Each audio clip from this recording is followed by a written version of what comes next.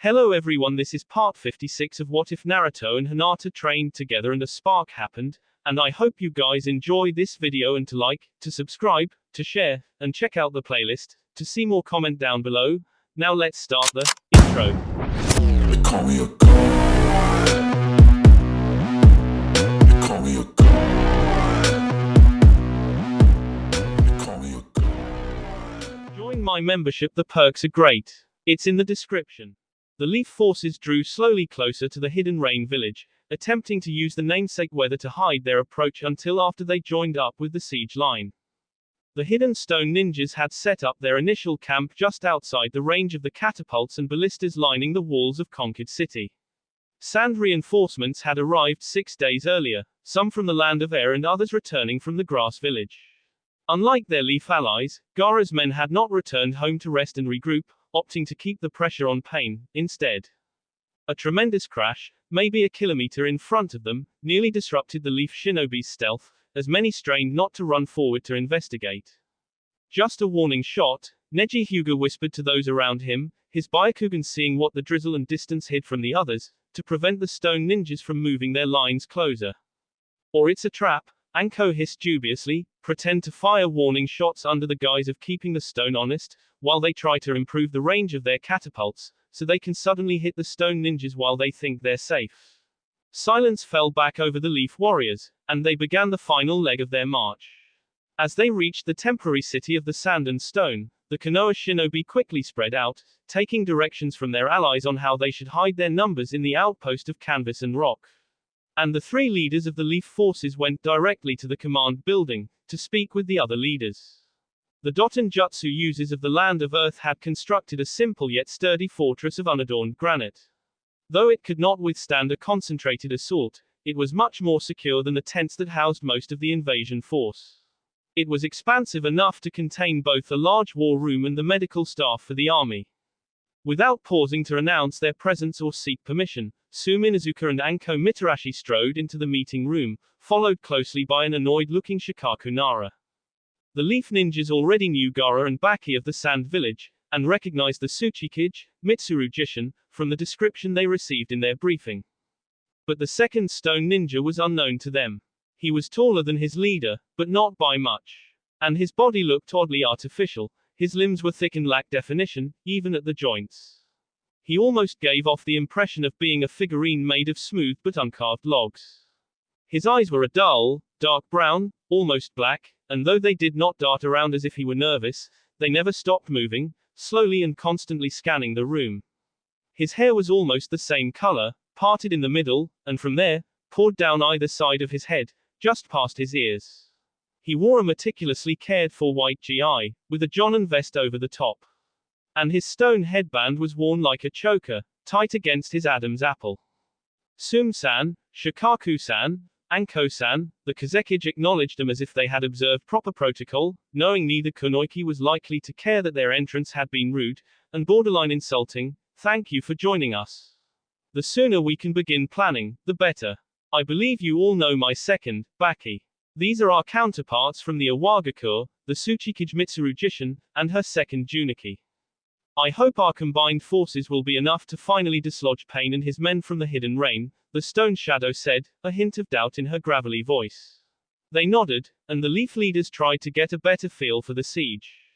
I noticed they are keeping you outside the range of their catapults, Shikaku stated apathetically, glancing down at the map, but you seem to be in range of their ballista.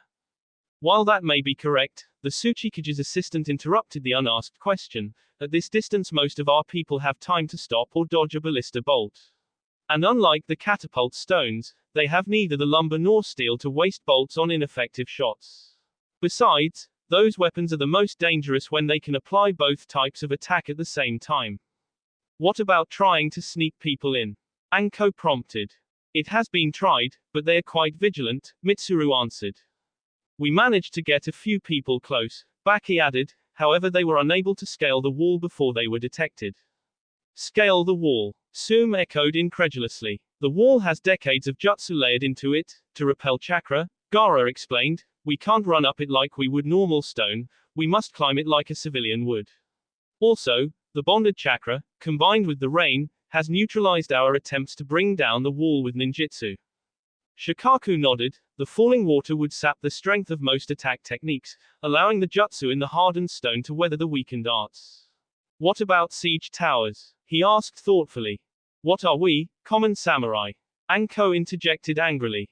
We tried that as well. The Tsuchikage sounded mildly embarrassed to admit it, but they were able to stop the towers with well-placed barrages from their weapons, or with jutsu. Did you have Dusty here try to make a ramp or something? Anko hiked her thumb at the Kazekage. Baki's eye went wide first with shock, then with outrage, but Gaara just smirked mildly in amusement and shook his head. We tried, but it is more difficult to control sand when it is this wet, the former Jinchuriki explained, and I am not the monster I once was. Pain's men were able to knock down the structure long before I could complete it. What about a different sort of siege tower? The Nara clan leader proposed thoughtfully, glancing sideways at Mitarashi. What do you have in mind? The stone shadow asked, as both Baki and Gaara looked away from their leaf allies regretfully. Our village was attacked by Orochimaru a few years back. Shikaku had just enough tact to not bring up the Sand Village's involvement, and he had some of his cronies summon a trio of giant snakes to knock down our walls. Anko-chan has the same summoning contract, and while I don't think those snakes could take down these walls, they might be able to serve as living siege towers. Our people protect them long enough to get us to the village, and they act as the platforms we need to get over the wall. Tenten has a summoning contact as well. Sume nodded in appreciation. Some of the ninja tortoises are as big as any of the snakes or toads. Unfortunately, none of my hounds are more than about 20 feet tall at the shoulder. What about your people? The dog trainer directed her question at the two cages. None of our village's contracted familiars are much larger than an elephant, the cycloptic Sandjonen said, and the leader of the stone village slowly pivoted her head in regretful agreement. Even with just the tortoises and snakes, we can probably make it work, Shikaku decided. That plan has merit, the Tsuchikage agreed. Are we even sure this will work? The Inuzuka clan leader suddenly thought out loud, they might have summoning seals around the village. I know Tsunade had our people extend the range our seals cover to a greater distance after what happened during the invasion.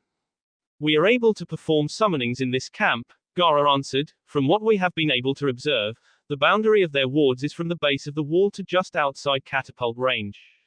So any enemy familiars would have to run the whole gauntlet of their siege weapons, Shikaku deduced, without impeding their own summoning jutsus.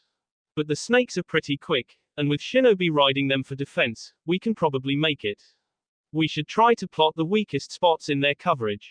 It's not like summoning the giants is that easy, Anko interjected. The serpent Sannin had to have a whole team summon those snakes, because of the amount of chakra required.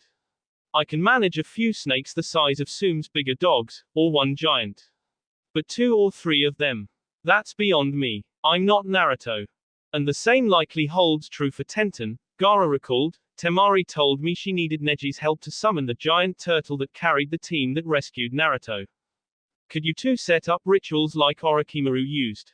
Junichi asked. Well, Mitarashi considered it. I can't speak for Tenten. But for me, the answer is not as simple as yes or no. I could create a snake summoning scroll that would let anyone summon a snake, but I won't. I'm not like my former teacher. The Snake Clan are my comrades, and some are even friends. I won't go trusting their lives to anyone else. However, I could set up a ritual summoning which allow a group of shinobi to help me with the process. But I would still be hesitant to put the snakes at risk, not without talking to them first. We would be right there with them, Shikaku reminded her blandly, blocking attacks for them, and in just as much danger. Unless you have a better plan. Anko grimaced, and shook her head. I'll consider it, if Tenten Cannon will help. Even with assistance through a ritual summoning, there just aren't enough giant snakes to carry enough of us to mount a decent attack. We'll need turtles, too. Then perhaps we should speak with this Tenten. Mitsuru may have phrased it as a suggestion, but her tone and expression told the other shinobi that it was not to be taken as such. I'll grab her, Anko volunteered, happy to escape for even a moment. The clanless Jonin entered the room cautiously, wondering why she had been called on by the leaders of the 3 ninja contingents. And while she was normally comfortable around Gaara of the Sand, Being in the same room with him and the avalanche of the hidden stone made it harder to think of him as her friendly acquaintance, and easier to think of him as one of the pair of cages guiding the assault. Thank you for joining us, Tenten-san. Mitsuru's greeting was gracious enough, but her voice was all business. Of course, Madam Tsuchikage, the teen bowed deeply. What can I do for you? I take it Anko-san did not tell you why we asked you to join us. Baki prompted sharply. Tenten did not answer, but Mitarashi just shrugged. It's not my plan, the sarcastic Kunoiki shot back. We are hoping to use your and Anko's summoning contracts, Gaara explained softly, to summon snakes and tortoises large enough to let us reach the tops of the wall surrounding the hidden rain village. Anko has told us that she only has enough chakra to bring one snake large enough to assist in the plan, but that she could set up a ritual summoning to allow others to help her. Can you perform a similar advanced summoning? I know the process, the young Kunoiki said, and I assisted Gai-sensei once. But I have never served as the focus. Perhaps we should confirm first that these turtles will be able to serve our purposes. The stone ninja named Juniki suggested dubiously, has anyone seen one large enough to act as a staging platform? After all, they will not be able to stretch themselves higher, like a snake. The three largest members of the Tortoise clan will get us 80% of the way to the top of those walls, Tenten said sharply. 3. Better than nothing, if you can summon them all, the Tsuchikage's assistant counted dismissively. No offense to Anko-san's snakes, the weapons mistress inclined her head towards the staff blade expert, but the Tortoise clan is much better suited for this. Each of them can carry as many as 50 ninjas on their backs, and their shells would protect them from all but a direct hit by a catapult stone or ballista bolt. And presumably, the ninjas riding them will be helping to prevent those attacks. Juniki nodded slightly, and the Tsuchikage's mouth turned up in the corners. Tenten suddenly had the impression she had just been tested. Then what can your snakes bring to this endeavor? The stone Jonin asked Anko. But Hisashi's student glared back, unconcerned. You already pointed out that my snakes can extend all the way up the wall. For any clay-footed shinobi who can't make the 30-foot leap from the back of a tortoise, Mitarashi hissed angrily, and they are at least a little faster. Oh yeah, and no offense to Tenten, but I know I can be the focus of the summoning ritual. So you can get us 3 serpents as well? Gaara asked. 4 actually, Anko answered confidently, 5 if we push it. But I wouldn't trust the last snake in the size category we're talking about. It seems as though between the serpents and the tortoises, we would be able to get over half of our forces to the wall in the first pass. The Tsuchikage sounded satisfied. Great, Tsum snarled happily, then let's do this. It's not that easy, the deer herder told the dog trainer sarcastically. We need to get the summons, get the teams together, prepare the jutsu, determine timetables and attack strategies. Lord Pain, a red Shozaku burst into the office formerly occupied by Hanzo. The Deva Path glanced up at the soldier's masked face, seemingly unsurprised by the unannounced interruption. The lieutenant froze, realizing his breach of protocol, but Yahiko's body waved the former rain ninja in. What is it? Nagato's first fragment asked openly. Sir, we need you to come to the northern wall, the red-garbed warrior stated quickly. I'm guessing this isn't because the improvements to the catapults are complete. Pain stood, curious about the older man's urgency. No, sir, the lieutenant confirmed, leading his superior out of the building. It's the invaders. They're up to something. Pain frowned. He knew that Leaf Shinobi had arrived 2 days ago, but they had successfully used the cover of night, the rain, and the size of the besieging army's camp to hide their numbers. He expected it was only a matter of time before the Alliance launched a new assault, and the part of him that had been Yahiko's mind was waiting with anticipation for the next move. Something. Nagato prompted. They are lined up just outside catapult range, as if they intend to march for the wall. But you said the northern wall, right? The Deva Path queried, and the Shozaku nodded. Pain pursed his lips. The gate is on the western wall, the Rain's master pondered aloud, unless they think they have found a way past our defenses, and are attacking the north because we have slightly less coverage than the western front. Yahiko's face creased with a pleased grin, and he added, still, whatever they have planned, the timing is quite fortuitous. We will have to move a few more men to the northern wall, to greet our adversaries. Go to the western wall, Pain ordered the lieutenant, and tell Captain 0038 that I want the Pine, Poplar, and Maple battalions to report to the northern wall. Yes, sir. Tenten and Anko stood at the forefront of the Allied army, under a temporary pavilion erected to protect the two kunoichi and their tools from the drizzle. Before each woman was a large parchment with a complex ninjutsu inscribed upon it. In an arc behind each kunoichi stood 7 leaf shinobi, acting as both conduits for, and shields from, the 13 shinobi, both leaf and sand, in the second rank.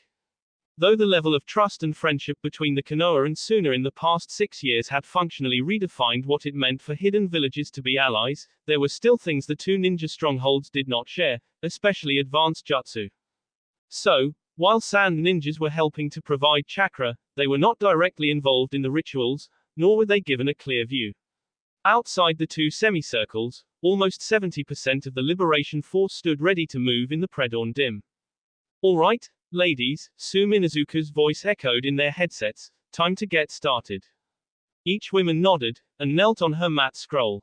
Tenten cut her right thumb with a kunai, and Anko bit her left pointer. Then, both Jonin started to retrace certain kanji on the scrolls with their blood. The characters began to glow as the two ranks of shinobi behind the summoners began to send their chakra into the seals. Finally, the two women stood again, and began to sign and chant, further shaping the flow of energy from their comrades. Inu, Saru, Tori, Hitsuji, they both incanted, summoning jutsu. A massive cloud of chakra smoke billowed forth, and resolved into 7 anic reptiles. As per Anko's demand, the tortoises and serpents had been contacted and asked to participate in the attack. The turtles had immediately agreed, as had the 4 snakes who were answering the call. But as Mitarashi expected, the 5th giant snake had declined, attempting to hide her cowardice in a veil of practicality. The shelled beasts retracted their legs, lowering themselves to make it easier for the shinobi scrambling forward to climb up to their positions on top of the turtle's shells. Smaller groups of ninjas took their places on the snakes' backs. Ninja art, Topi Kakyaku, Neji Hyuga announced, placing his hand on his ride's neck, from his perch at the front of its shell. The jutsu was echoed on the other 2 war turtles. Though the ninja reptiles were much faster than their mundane cousins, they were still not the fastest beings. But the Topi Kakyaku technique would increase their speed further, allowing them to keep up with the snakes. As one, the 7 animals surged forward, and the shinobi riding them tensed for the counterattack. A bold yet wise plan, Pain's Deva self-told his captains, his Rinnegan glowing as he watched the charge through the rain and darkness, and then added cryptically, and if the situation were different, it might have worked. Open fire, he instructed, and once they are about halfway here, give the order to the 4th and 6th legions to begin. Nagato's second body then appeared to freeze. He did not respond to their acknowledgement of his orders. His eyes continued to stare across the field towards the approaching summons, but his expression was blank. But his chakra began to build, and though they could not see it, the Shizokas could sense it enough to give their leader a wide berth, as they began to fire on the attackers. Fuyuten, Stone Grinder Jutsu, Gaara launched a stream of wind chakra-infused sand into the ballista bolt. The particles tore through the projectile, weakening it as they slowed and deflected it. The missile clattered harmlessly into the turtle's natural armor, breaking without leaving a scratch. All across the battlefield, the scene was repeating, as the allies used ninjutsu to stop both the Rain Village's siege weapons, as well as some Suten jutsu from the Shizokas. The reptiles were advancing steadily, not quite so fast as certain shinobi had hoped, but far better than their worst projections. However, the defense was not perfect. One of the tortoises had taken a heavy stone to his right, rear quarter, cracking his shell moderately. Healers were already working on the reptile as he continued stoically forward. And the serpent the rest of Anko's team was riding took a hit from a bolt when a stone ninja slipped off her back. Kazekage-sama, Gaara's earpiece crackled to life, and the young man recognized the voice of the Tsutomu, the masked sand jonin who had been on the team that accompanied him to rescue Naruto. Tsutomu, what is it? The wind shadow asked quickly, recognizing the edge in the scarred warrior's voice. Sir, the western position is under attack, the older ninja stated quickly, we are being overrun. They are counterattacking. Gaara said loudly so the others could hear him, then that must mean the gate is open. No, sir, Tsutomu interjected, the attack is coming from behind. Estimates indicate we have at least 2 full legions of Shizokas trying to drive us towards the wall. Reinforcements, Gaara frowned angrily. The alliance had only left 53 men on the western line, more than remained behind them on the northern front, but most of them were Chunin or Genin. Though there had been no reports from the snow or mist of Shizokis leaving the land of silver, there had been unsubstantiated rumors of forces still in the lands of forests and rice paddies. The cages had dismissed them as remnants of the forces rousted from the sound, waterfall, or grass. Now Gaara wondered if overlooking the shaky intel had been short-sighted. He is using our attack to bring them into the city, the Kazekage estimated, speaking at a high volume. Sabaki and Shikaku could hear him. Can we get troops over there in time to help? The one-eyed sand soldier asked.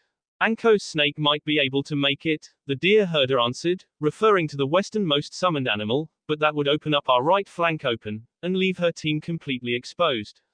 And I don't think 22 ninjas and one snake are going to be enough to stop a legion, not while defending from the attacks from the wall. And it is 2 legions, Gaara added stoically, and the other 2 Jonin reacted with shock, both aware of the implications. Tsutomu, the Kazekage triggered his radio again, break, escape, let them through. You don't have the numbers to stop them, and we cannot get you reinforcements. Right now it is more critical you keep your men safe, and that we take the wall. Even if we can't hold it, Gaara told his second and Sume's second, if we can bleed them, and destroy some of their weapons, it won't be a total loss. Sir. A blue Shozaku ran up to Pain, ignoring his leader's trance as ordered, the invaders' line broke. We believe they are letting our people through. The first units from the 4th Legion are entering the city now. Excellent. Yahiko's body snapped back to awareness, then I think it is time to end this. He lifted his arms, his fingers spread wide. His Rinnegan pulsed visibly with chakra. And on the other side of the continent, Nagato's true body mimicked the movements of his Deva path. Banishment. With the simple pronouncement, energy rolled off him, across the battlefield. And as it struck the giant familiars, each vanished back to whence it came. This isn't the same as last time, Pain's one-eyed Naraka path reflected. Madara had lead him the last time Nagato's paths has visited the ninja city, but the immortal had been deliberately sparse with his information about the Konohagakure, to exert a measure of control over his former subordinates. The intel Guki had provided Nagato partially made up for it, but was not the same as if one of the Land of Fire renegades had been there in person. Also, the Leaf Village was currently on high alert, and had deployed additional cameras and sensors, and more guards, negating some of Pain's intel. While the Naraka path looked forward, the human path looked backwards. The 20 black-clad Shizokis waited with uncanny stillness. Each had been a highly ranked Jonin from one of the conquered villages. But after taking the oaths, each had been subjected to a new Susanoo training regimen, specially designed by Guki for just this sort of mission. A single leaf fluttered insistently in front the Naraka path, and he reached out and grabbed it. It vanished in a puff of chakra, and in its place he held a parchment detailing the defenses of the Leaf Village. His single Rinnegan widened. He had known that Guki's man in the leaf had to be fairly highly placed, but he expected that no more than a handful of people had access to this information. Though he hated to think it, even with the new class of Shozaku and all of the inside information, Nagato still had doubts. The Konoha was one of the great villages, and despite the massive mobilization for the war, the village would have at least 100 ninjas on hand. And that was not counting students and warriors who had officially retired but had not been decommissioned. They might not all be on the walls watching, but they were sure to be ready to respond to any incursion. While his 2 paths and 20 Shizokis could undoubtedly inflict some damage, he was not sure they could accomplish their mission, to kill or incapacitate the 5th Hokage. The 2 paths crouched down over the plans, frowning. The information was not quite as useful as he had initially thought. Knowing the positions of the electronic devices would help his troops evade them, but there was no real weak spot in the guards on the walls, with Hyugas and Inazukis positioned every 100 feet or so. And reinforcements were no more than 150 feet away from any group of sentries. And there were multiple seals along the platform, waiting to bind or destroy any intruders. The Shizokis had to not only avoid them, but also not let the Leaf Ninjas herded them into the traps. And on top of all of that, the guards would be changing in under an hour, and the parchment did not contain future rotations, though it did note that there was no changing of the guards. Instead there was a 10-minute doubling when the next shift took over. Pain identified the 2 most vulnerable spots in the village's defenses, and split his team to strike them both. His Naraka fragment took 10 of the Black Shizuokas north, and the remainder of Nagato's forces headed west. Konan-san, the Hokage greeted the younger woman with deliberate formality. The two women had developed an uncertain rapport. They might have been called friends if not for the mild yet pervasive suspicions that tainted their relationship. That mistrust was on full display, as the last Sanin greeted the younger woman stiffly and applied the honorific to her name. Tsunade-sama, the defector offered in kind, taking note of the phone blinking on her host's desk. What can I do for you? The leader of the Leaf Ninjas watched Konan carefully, and then queried sternly, I want to know why you didn't tell us that pain possesses the ability to banish summon familiars. The origami kunoiki's flash of genuine surprise was quickly replaced by understanding, and a struggle not to take a defensive stance. Because he doesn't have any sort of jutsu like that, Konan said quickly, then offered more thoughtfully, or at least he never told me about anything like that before I left. Do you think it's possible he developed that technique recently? Tsunade prompted more moderately. Konan relaxed, and considered the question briefly. I can't rule it out, the Jiraiya student admitted. I told you Nagato and Guki are still trying to rediscover the limits of the Rinnegan. And given my choice, it is probable they would accelerate that research, to have weapons I can't tell you about. Alright, thank you, Konan, the medic nodded, deliberately speaking more informally, you can go home. Would you like Rado to escort you? No, I haven't had any trouble from the people here. Besides, I'm sure the Anbu agents you have trailing me will step in if I'm in any danger, Konan noted ironically. See you later, Tsunade. The Hokage smirked and inclined her head slightly, and then waited until the defector had left the room. Well, Shikamaru, she asked the guard of the Konan's contract seal, on the other end of the open phone connection. She wasn't lying to you. She didn't know Pain could do that, and I'd say probably she didn't even suspect it. I have to agree with you, she sighed. Would you please convey this to Sume, Gaara, and Mitsuru right away? I guess, the apathetic Chunin sighed in a different way, and then disconnected. A moment later, the perimeter alarms began blaring, and Tsunade's smirk broadened grimly. And here I was beginning to wonder if I had misjudged you, Guki, she whispered to the empty room. Shino Abarame's head perked up, and Kiba Inuzuka's nose twitched. Both ninjas turned to look in the same direction, and their other teammates followed suit. Tsunade-sama was correct, Shino said softly, a single beetle crawling over the back of his hand. How long? And how many? Yugao Azuki asked steadily. At least 10, but no more than 13, Kiba answered. They are trying to mask their scents, but most aren't doing a good enough job. And about 30 seconds. Sasam Fuma nodded, and began rapidly laying down another line of threads. And their Jonin teacher started counting. 33 seconds later, a wave of darkness flowed up from the trees and enveloped them, blocking their sight. Sasam, Yugao said calmly. Ninja art, filament jutsu, the trap expert sent a sliver of chakra into each of her cables, and they erupted with a brilliant luminescence, burning away the yin ninjutsu. Behind it, a few of the Shizuokas cried out in pain as the outwardly directed light blinded them. Guki's soldiers crested their leaps and began to descend, and all but Pain hit the nearly invisible Fuma strands, and either bounced off or became tangled. The Naraka path was barely able to slip between the wires, and landed facing the shinobi team. Shino, the purple-tressed kunoiki stated. The insect trainer gestured, and a cloud of moths flew out from under his jacket, buzzing towards the trapped and off-balance invaders. Pain gestured, and a burst of wind chakra prevented the bugs from landing on him or the nearest Shozaku, but the rest were beset. Those who could move freely began trying divest themselves, most by randomly slapping at the insects, though two maintained the focus to craft jutsus to remove the pests. But the moths began to feast, on both their uniforms and their chakra. Though the Naraka path and the one he protected escaped unscathed, the other invaders lost clothing and energy before they cleared away Shino's allies. One Shozaku was even forced to scramble to cover her face, lest her second oath kill her. Kiba, Azuki nodded to her third charge. The Shizuokas had begun to recover, more annoyed than injured, with Pain and 3 of his troops moving in on Team Yugao angrily, while the remaining 3 helped to free their trapped comrades. When the Leaf Jonin indicated her junior, the invaders paused and turned towards him, bracing themselves for his action. But Inuzuka only raised his fingers to his lips and let out a piercing whistle. Udon and Mogi released the ninjutsu veil they had been maintaining, and Konohamaru dropped the leashes of the 6 Inuzuka warhounds he had been holding. Alongside the unbound Akamaru, the half-dozen younger canines surged forward at Kiba's signal. These dogs were not full ninja hounds, but were bred purely for combat.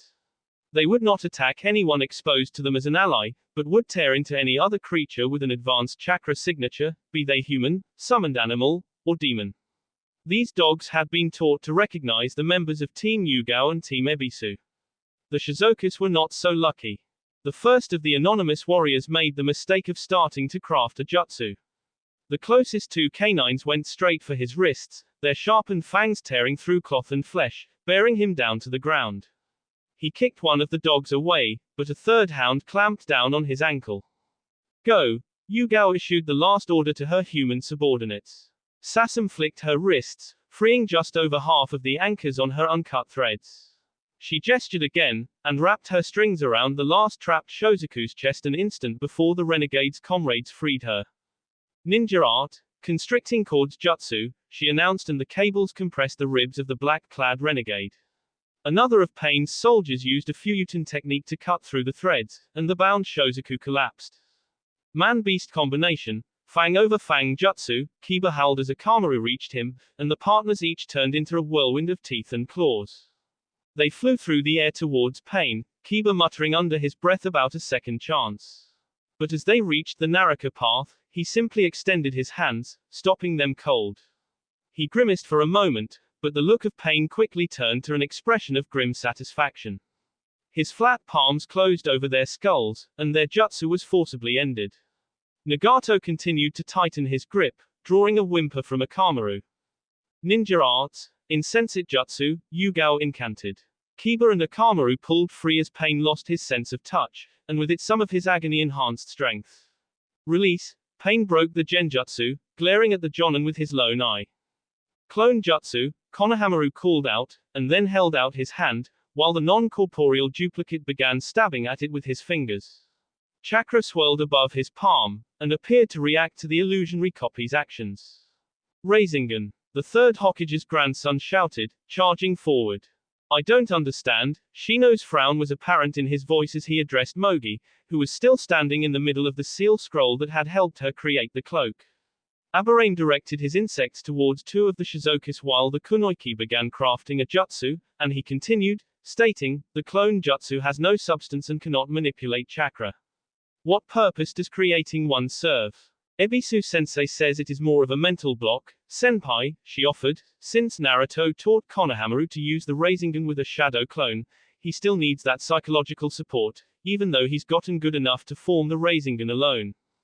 The Shozaku that Konohamaru attacked blocked with his gladius, and this weapon was made of tempered steel instead of the iron and bronze swords Guki's soldiers usually wielded, so it did not shatter immediately. Despite that, the spiraling sphere began to slowly shave away the edge of the blade. Retreat, Pain suddenly ordered, as Sasam's threads knocked 2 of the Shizokus backwards off the platform. A moment later, alarms went off up and down the wall.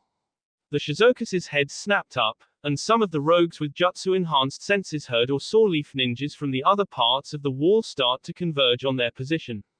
Helping their injured comrades, Pain and his soldiers darted off the barricade and vanished into the trees. Kiba started to follow, but Yugao put her hand on his shoulder to stop him. Pain's human path ordered his group to move fast and hit hard, rather than use a distraction like Naraka Path had just tried. The group they were hitting contained a Hyuga after all, even if she was only a genin. He could not repress a shudder. Although they had had Uzumaki's help, the young woman's teammates had killed his nearly indestructible demon fragment. It had taken Nagato longer than he had liked to find a replacement for the human path Naruto had killed. In place of the tall, rail-thin, long-haired waterfall ninja, he now was bonded to a former bandit of slightly above average height and muscle mass. The previously turquoise-haired warrior had been slated to become a red Shozaku, until the animal path saw him, and noticed the compatibility in his aura. Now, the water and earth-aligned soldier had Pain's orange-hued locks, multi-ringed blue eyes, and the control rods through his nose and ears. 11 targets incoming, Hanabi Hyuga stated calmly, the instant she saw Pain and the indistinct forms of the stealth-garbed Shizokus. The invaders were moving towards the village so fast, for a moment the white-eyed girl thought they were flying. One is a path of pain I don't recognize, the Byakugan user added, looping her left hand around a string attached to her belt. The rest are cloaked, so probably Shizuka's. We have already identified the new Naruto path, so this must be a new human path, Chozo Akamaki nodded, remembering the fight outside the Hidden Sound village, unless he was able to replace his Preta path already. The big Jonin wrapped his fists against his belt buckle. The action triggered the summoning jutsu, bringing out a pair of heavy steel gauntlets with blades down the back of his hands and on the first knuckle. He lifted his armored hands into place, while Hanabi slipped into the gentle fist-fighting stance. But Keiko and Kei did not move, they stood stiffly, one on either side of their melee teammates, and slightly behind them. Pain let the two fastest Shizukas take the lead, and angled himself towards the younger of the two kunoichi. Chozo lashed out at the lead warriors, his arms, fists, and gauntlets expanding until they were each as large as one of the Takamaki twins. The black Shizukas drew their swords in response, and a gladius intercepted each fist, sparing its owner the worst of the hefty Jonin's strike. Pain landed and reached for Hanabi's forehead. But a moment before he connected, he saw the twine wrapped around her wrist, trailing back across the wall and then suddenly vanishing. At the same moment, he received a memory from the Naruto path, of an ambush hidden behind a visual cloak ninjutsu. He froze and glanced at the gray-haired genin on his left, as Kei Takamaki relaxed. The shield the two teens had been struggling to maintain vanished, revealing the true termination of the thread Hanabi was holding. It was wrapped around the wrist of the now visible Shizune, whose eyes were closed, but her face was pointed straight at Pain. The medic stood in the midst of a large, wooden, fuinjutsu tablet, and was forming hand seals. Behind her, Hana Inuzuka and her two ninja dogs stood as both guards and backup. Scatter, Chozo ordered, and he and Kei Takamaki dove to the sides, while Hanabi and Keiko rolled back to stand beside the medic. The older Genin kunoichi smirked at Pain, as she placed her hand on Shizune's shoulder. The Jonin healer finished signing, and slammed two jugs together. The clay shards fell away, leaving the contents, a sickening green-purple miasma, floating in front of her. Ninja art, Shizune intoned, toxic vortex jutsu. With Hanabi's Karaname jutsu guiding her, the Hokage's assistant was easily able to focus on all 11 attackers at once. And she used Keiko's water chakra to supplement her own supply. So instead of a single large cyclone of poison, 8 smaller, faster twisters curled out, 5 targeting a single invader each, and the last 3 engulfing 2 opponents apiece. The impact of the technique not only pushed them back, it forced the aerosolized toxin through the material of their uniforms, where it could be absorbed by their skin and eyes, and entered their lungs with every breath. The Shizukas started choking within seconds, and they peeled back the bottoms of their masks as they clawed for the pockets containing their Akatsuki-designed broad-spectrum antidotes. Pain's human path recognized that this trap had been prepared for his Naruto counterpart. As he started to plan a counterattack, his other self called for a retreat as the alarms began to sound. The bells quickly circled the wall, and he noticed movement on either side of them as other leaf ninjas began to cautiously move in, not wanting to open a gap in the village's defense, in case this was a distraction. But they were also ready to assist their comrades against Guki's attackers. He also knew that the pills Zetsu had created were not perfect, and it might take to Shizuka's minutes, or even hours, to recover from Shizune's poison. Retreat, Nagato's fragment growled angrily, and turned to leave, the other 2 portions of his mind not entirely concerned if his men could or did follow.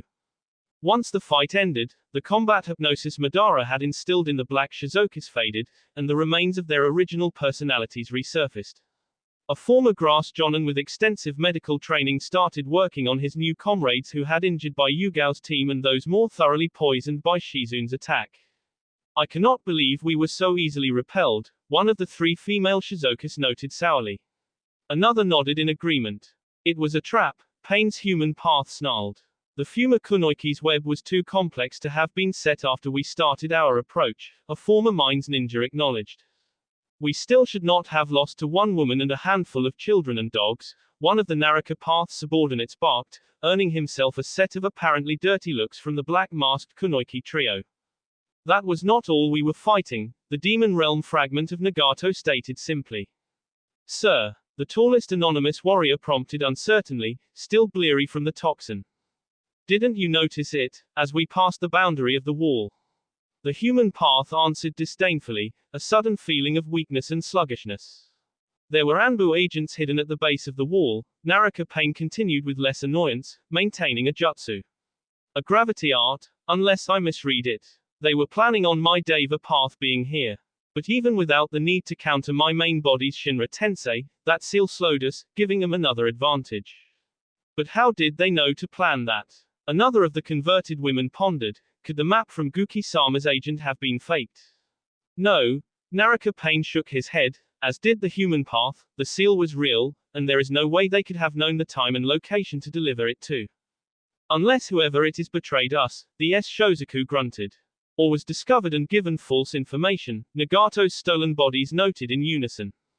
Well done, Shizune, Tsunade told her apprentice, and when you see Hanabi and Keiko, tell them they did a good job, too. Thank you, milady, the younger medic bowed, I will convey your praise to them when we rejoin Team Choza. The Hokage nodded, and then sighed as she turned to the window. Hana Inuzuka had accompanied her lover, and stepped back to leave. But Shizune kept her position, knowing the last Sannin was not done yet. It probably won't go as well next time, Tsunade sighed. Lady Hokage, Hana asked cautiously, once she realized they were not going, how did we do so well this time? There were 2 paths of pain, and a score of Shizokus, and by all accounts these Shizokus all moved like master shinobi. Yes, but we were prepared, the Hokage answered, we made them think they had an opening, but were actually drawing them into a trap. But that is my question, the veterinarian continued, how did you know they would attack? How could you be so sure they would find the fake weak spots, and that they would not suspect a trap? Well, I did spend half a year training Guki, Tsunade shrugged, facing him again, and both before and after that, I observed him with Orochimaru and Sarutobi sensei from time to time. Guki has a certain fondness for turning his opponent's plans back on him, with his own improvements. Like revenge? Shizune asked, or mockery? There's no anger or malice, the lead healer shook her head, though there is some ego involved. No, it's more about strategy, an opponent generally doesn't expect it. Then she frowned darkly, as for how I knew Pain would find our traps.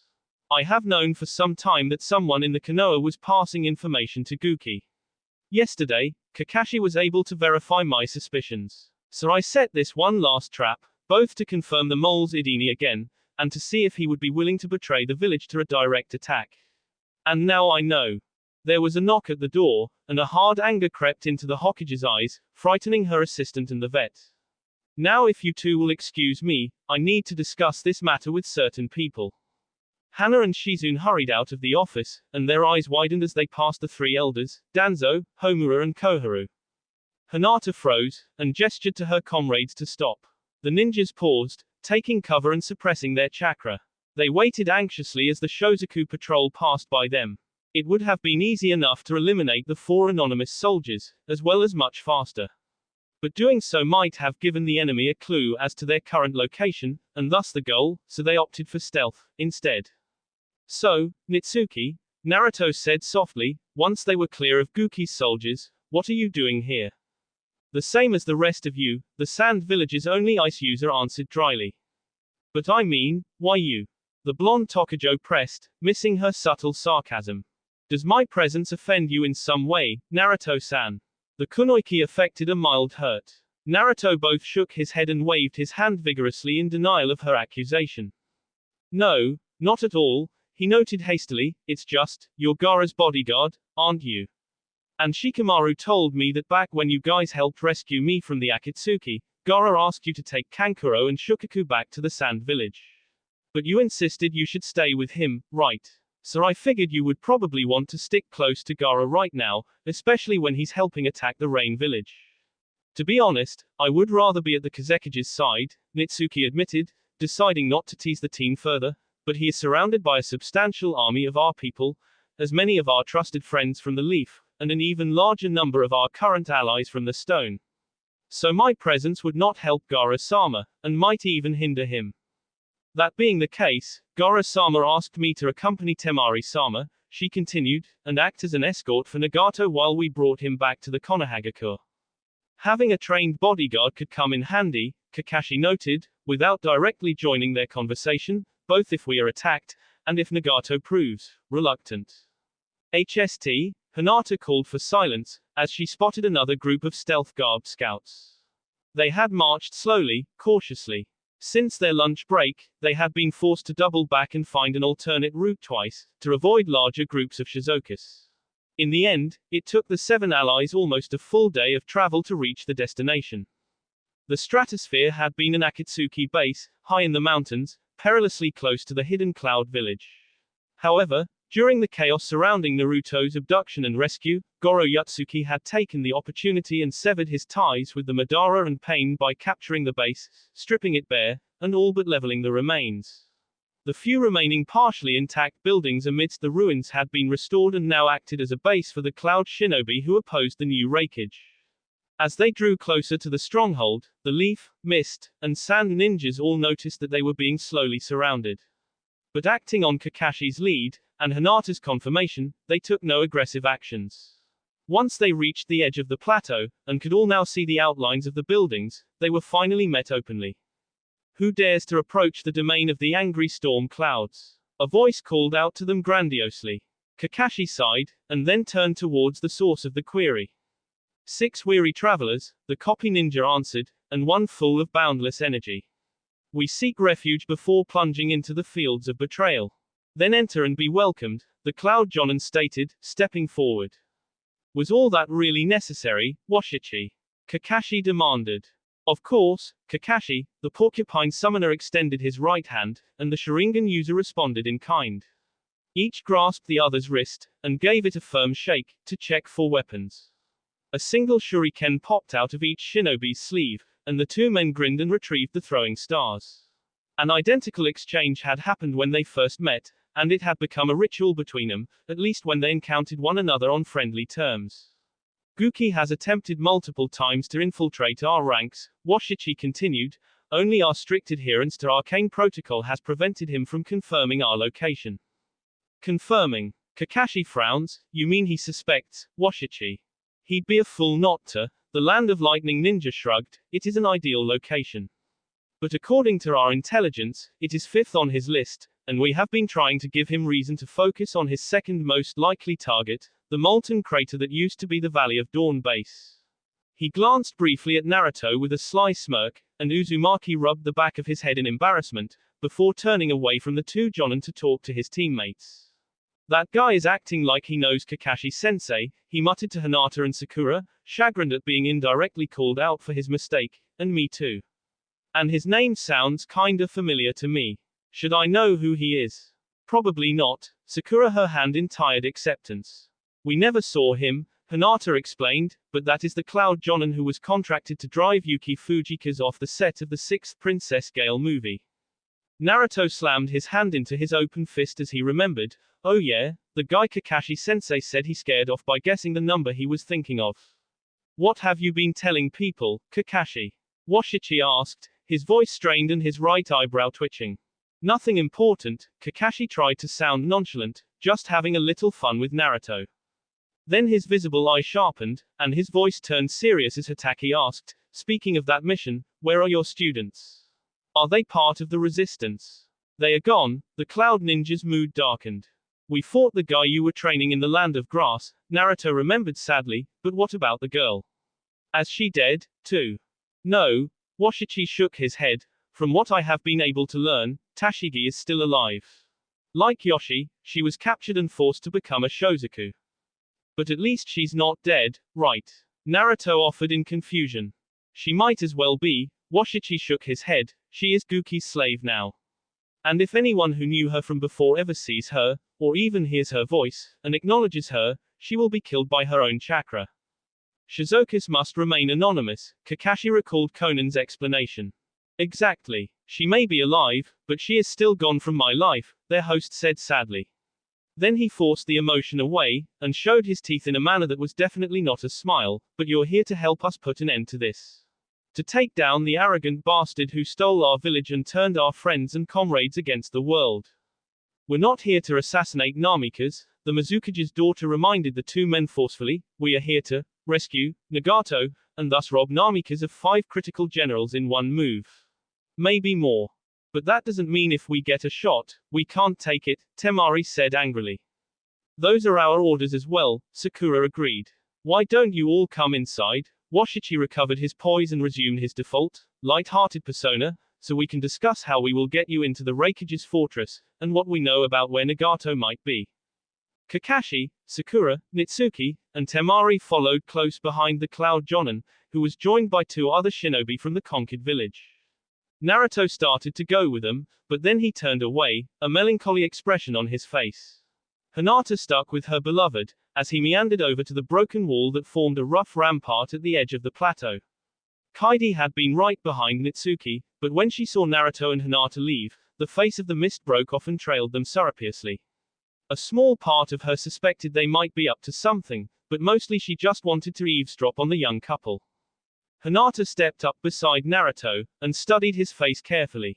She knew the crestfallen cast of his face, it was very similar to how he had looked the night before his final duel with Orochimaru, and also his grimace the next day when he had destroyed Sasuke to finish the Serpent Sannin. She closed the last of the distance between them, placing her left hand over his, resting her right hand on his right shoulder, and leaning her face against his left bicep. What's wrong, Naruto? She asked gently. Nothing, he answered, but he was unable to force a convincing version of his normal joviality. You can't hide it from me, she continued softly, I know when something is bothering you. I guess not, he grinned wryly, if only for a moment. Then his expression turned introspective again, and he sighed. It's just, I'm worried we might have to fight Uncle Guki in the next few days, he told her. She lifted her head so she could meet his eyes. We might not, she said uncertainly, that's not our mission. Both Lady Tsunade and Kakashi-sensei said that. Yeah, but Grandma Tsunade also said she wouldn't mind if we did run into him and had to take him out, Uzumaki reminded his beloved. That's true, the pale beauty agreed, putting her cheek against his arm, and I have to admit, I'm afraid to fight him, too. I wasn't really thinking about it like that, Naruto said, his voice shaking a little, but now that you mention it. Her eyes widened, and then filled with hint of self-recrimination. I mean, my uncle is pretty much a demon, he continued, he killed the last Raikage in single combat. And that Hando guy fought and defeated all 3 of the Sannin at once, but Uncle Guki was able to teach Nagato enough to go from being an amusement to Hando to killing him. Hanzo, Hinata whispered, smiling against her will. Yeah, him, Naruto nodded, plus Uncle Guki taught Pain, and Pain is the one keeping Madara in line. And I couldn't even beat Madara. You beat Madara, the Hyuga heiress countered, sounding somewhat upset, and you've beaten Pain, too. And just because Guki taught Nagato, doesn't mean he is stronger than Pain.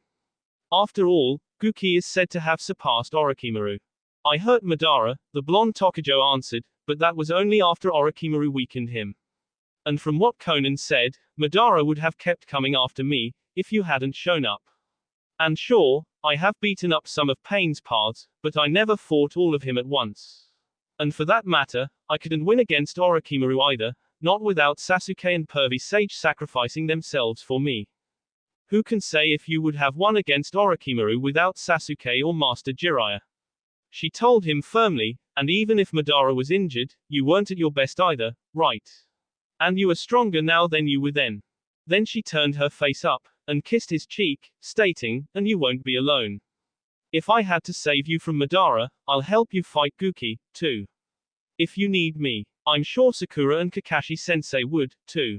Thanks, Hinata, he shifted slightly, and pressed his lips lovingly to hers. Both teens turned to look out at the horizon again.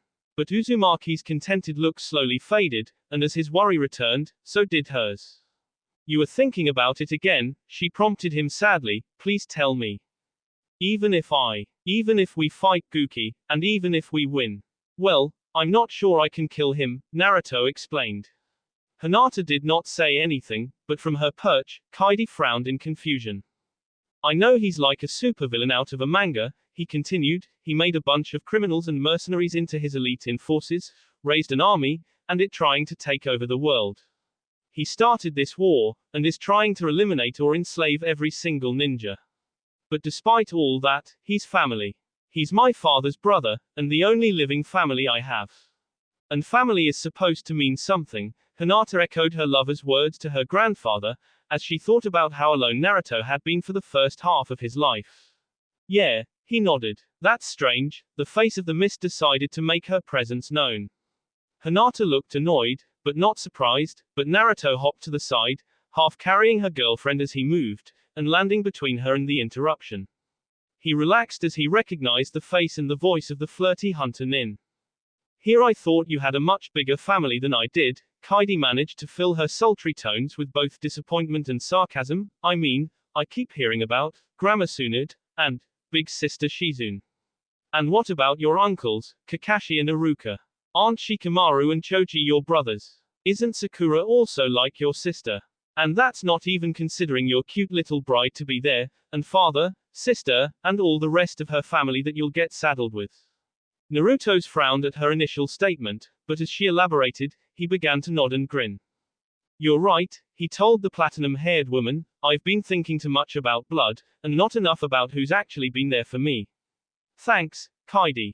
Then he appeared to realize something, and shouted, oh crap, the mission. I better get in there so I can hear the plan. He darted away, and both women smiled fondly. Thank you, Kaidi-san, Hinata added her groard. I didn't do it for him, the Miss Jonan fibbed, shrugging dismissively. Your boy is the best combat asset we have, and something tells me we're going to need him at his best if we want to pull this off. Of course, the Byakugan user nodded, agreeing with Mizuno's statement and allowing her temporary comrade and not quite friend to save face. Are you ready? Kakashi asked, the radio in his hand. Yes. Washichi's voice emerged from the machine. Today, we make Guki regret underestimating the pride of the Cloud Ninjas. Kakashi rolled his eyes and addressed him, team, we move on the first explosion. That will be all for this video. Be sure to like, subscribe, share, and comment down below for more videos. Goodbye.